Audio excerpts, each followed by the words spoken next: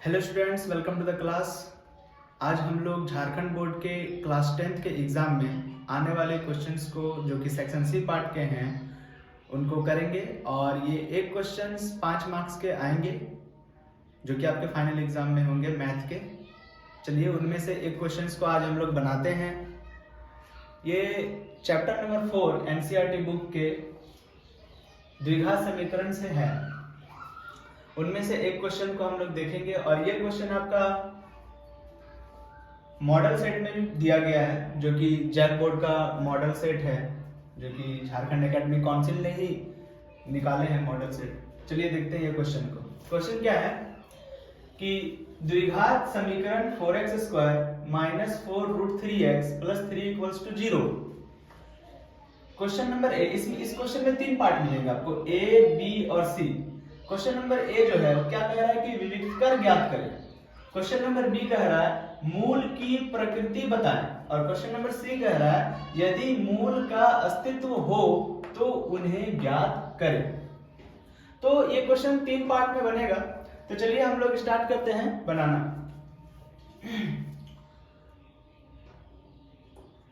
सबसे पहले हम लोग ये जानेंगे कि द्विघात समीकरण का मानक रूप क्या होता है। तो द्विघात समीकरण का मानक रूप होता है ax² + bx + c। ax² + bx + c = 0। ये द्विघात समीकरण का मानक रूप होता है। इस मानक रूप से हम लोग इस समीकरण को कंपेयर करेंगे, तुलना करेंगे। और इस x² के आगे यहाँ a है तो इस x² के आगे यहाँ 4 है तो a बराबर क्या हो जाएगा 4। x के आगे यहाँ b है, x के आगे यहाँ -4√3 है तो b = हो जाएगा -4√3। और c कांस्टेंट है, यहाँ कांस्टेंट 3 है तो c = हो जाएगा 3।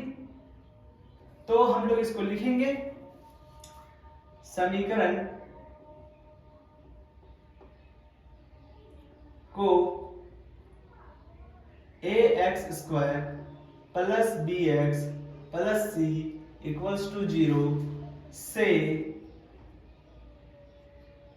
तुलना करने पर हम लोग पहले तुलना करेंगे। तो x² के आगे a है तो x² के आगे 4 है, इसलिए a बराबर क्या होगा 4 होगा। x के आगे b है, x के आगे -4√3 है, इसलिए b = होगा -4√3। और कांस्टेंट c की जगह पर 3 है तो c = हो जाएगा 3। ये a, b और c फाइंड करना बहुत ही इजी है, आप लोग सीख गए होंगे शायद। अब हम लोग क्वेश्चन का फर्स्ट पार्ट को बनाते हैं। क्या लिखा हुआ है विविक्त कर ज्ञात करें। अब विविक्त कर हम लोग निकालने जाएंगे तो लिखेंगे विविक्त कर को इंग्लिश में डिस्क्रिमिनेंट बोला जाता है और डिस्क्रिमिनेंट का पहला लेटर डी है, इसलिए विविक्त कर को डिनोट किया जाता है कैपिटल डी से।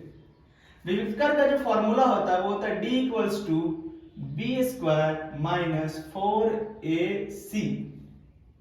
अब हम लोग वैल्यू पुट करेंगे। b के जगह पर कितना पुट करेंगे, b = -4√3 तो लिखेंगे -4√3 का होल स्क्वायर -4। अब देखिए यहाँ 4 और a के बीच में मल्टीप्लाई है तो यहाँ देंगे 4 मल्टीप्लाई। ये डॉट का मतलब मल्टीप्लाई होता है। a के जगह पर कितना लिखेंगे 4 डॉट, c की जगह पर कितना लिखेंगे 3। ठीक है, सब वैल्यू यहाँ से पुट अप किए हैं।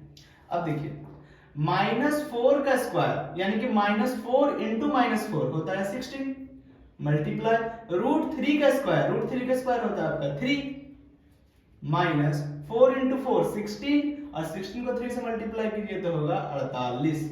अब ये बहुत किसी को नहीं पता है कि √3 का स्क्वायर कैसे निकाला जाता है। तो √3 का स्क्वायर यानी √3 × √3, √3 × √3 क्या होता है √9 और √9 कितना होता है 3 होता है, इसलिए √3 का स्क्वायर कितना आया 3 आया।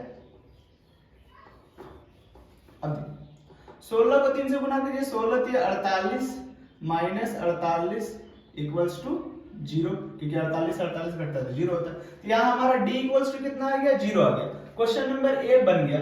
अब बी पार्ट बनाते हैं हम लोग। चलिए बी में लिखा हुआ है कि मूल की प्रकृति बताए। मूल की प्रकृति 3 हो सकती है। पहला हम यहां आपको बता देते हैं, नंबर 1, अगर डी इज ग्रेटर देन 0 आ जाए।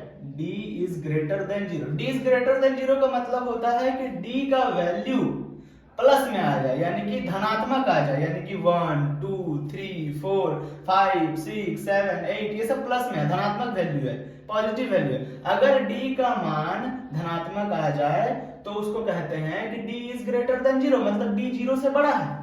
अगर डी 0 से बड़ा है तो मूल की प्रकृति, ये मूल की प्रकृति होगा वास्तविक तथा असमान। अगर यहां लिख देता हूं मैं, वास्तविक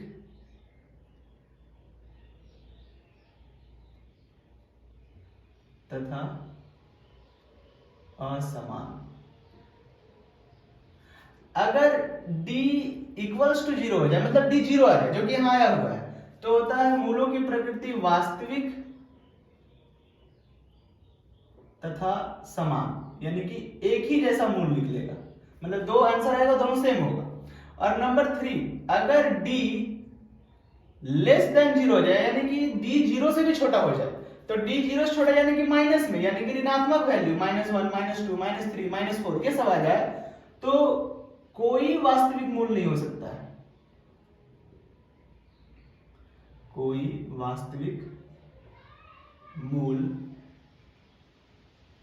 नहीं होंगे।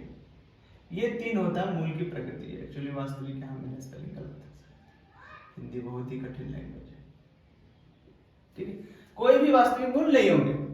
अब हमको इन तीनों में से देखना है कि मेरा डी कैसा आया होगा। तो मेरा डी इक्वल्स टू क्या आया, 0 आया, मतलब कि सेकंड नंबर क्या होगा, वास्तविक तथा समान मूल। चलिए अब इसको हम लोग बनाते हैं। नेक्स्ट तो लिखेंगे यहां पर कि चूंकि d बराबर 0, इसलिए या फिर अतः लिखेंगे मूलों की प्रकृति, इसे डैश दे देंगे, लिखेंगे वास्तविक तथा समान।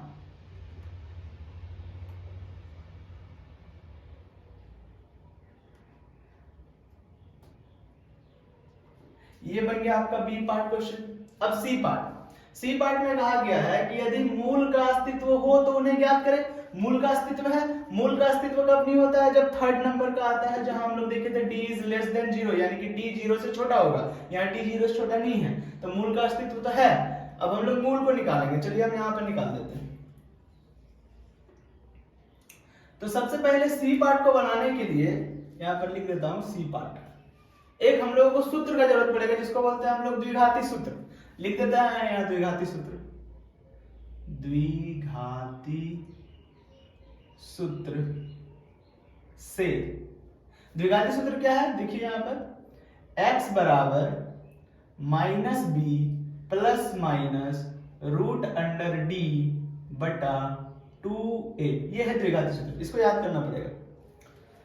चलिए फाइंड करते हैं। तो x इक्वल्स टू माइनस, अब b की जगह पर b का वैल्यू रखेंगे, b ये है। अब ये माइनस, बहुत स्टूडेंट्स को कंफ्यूजन रहता है कि ये माइनस ही ये वाला माइनस है, लेकिन नहीं, ये फार्मूला का माइनस है, इस माइनस को रखना पड़ेगा। चाहे b का वैल्यू माइनस में या प्लस में, इस माइनस को देना पड़ेगा। अब इस b का वैल्यू को यहाँ उतारेंगे, ये जो b का वैल्यू यहाँ उतारेंगे, लिखेंगे -4√3 प्लस माइनस रूट अंडर, अब ये d का वैल्यू देखिए यहाँ पर आया, d इक्वल्स टू 0, तो d की जगह 0 रख देंगे, बटा 2 इंटू, ये बीच में इंटू है, a की जगह पर 4 रखेंगे, ये देखिए। चलिए x इक्वल माइनस माइनस हो जाएगा प्लस, प्लस आगे नहीं लिखा था तो लिखेंगे 4√3 प्लस माइनस रूट 0 रूट के बाहर कैसे आता है, 0 ही बन के आएगा। जैसे √4 होता है 2, इसलिए √0 होता है 0, बाय 2 इंटू 4 कितना हो जाएगा 8। x इक्वल्स टू 4, अब देखिए यहाँ x का वैल्यू 2 आया है, कौन कौन, एक 4√3 प्लस 0/8 और एक 4√3 माइनस 0/8। तो x बराबर हम लोग लेंगे एक बार 4√3 प्लस 0/8, कॉमा लिखेंगे और लिखेंगे 4√3। अब देखिए सारा कुछ सेम रहेगा, लेकिन प्लस के जगह क्या लिखेंगे -0/8। जीरो को कोई वैल्यू नहीं होता है, इसलिए x इक्वल्स टू लिखेंगे 4√3/8 और यहाँ 4√3/8, जीरो कोई वैल्यू नहीं होता। 4 1 जा 4, 4 2 जा 8, इसलिए आपका x बराबर कितना वैल्यू आ गया, √3/2 √3/2। अब देखिए यहां पर कहा गया था मूलों की प्रकृति वास्तविक तथा समान। ये वास्तविक मूल है क्योंकि ये वास्तविक रियल नंबर जो होता है उसी से रिलेट कर रहा है, और ये समान है, समान यानी एक जैसा ही दिख रहा है। ये मेरा बन गया क्वेश्चंस का सॉल्यूशन।